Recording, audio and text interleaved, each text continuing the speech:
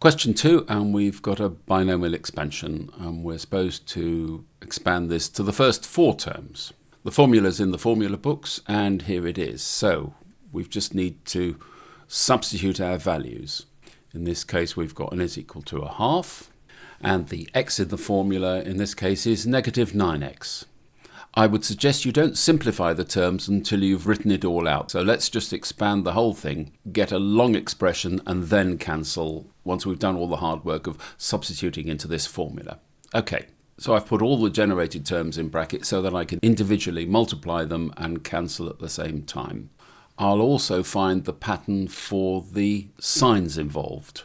Okay, this simplifies to, this is going to be 1 minus 9 over 2x.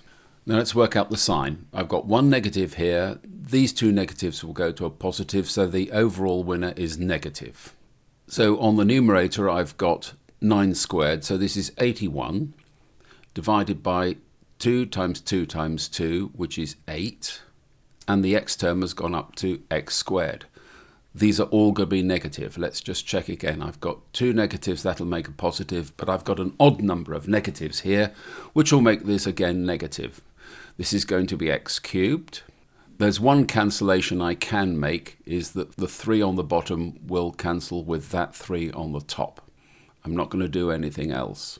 So 9 cubed is 729, and we're dividing by 2, 2, 2 and 2, so this is 16, and that should be the answer to part A. Okay, part B. We're supposed to give a reason why, if we substitute x is equal to negative 2 over 9, this shouldn't be used in the expansion we've just found to find an approximation for root 3.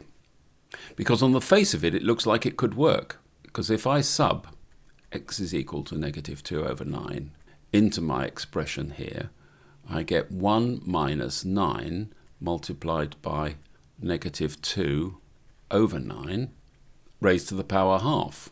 The 9's cancel, and this simply becomes 1 plus 2 to the half, which is indeed the square root of 3. All looks fine, but I can promise you if we did the expansion it would give you the wrong answer.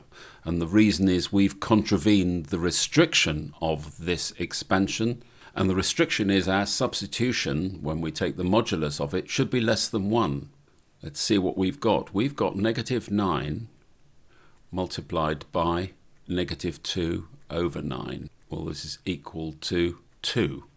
No need to take the modulus. So we can say that positive 2 is greater than 1. So there's the conclusion. As 2 is greater than 1, therefore the substitution of x is equal to negative 2 over 9 to work out root 3 is not a suitable value. And that's the end of question 2.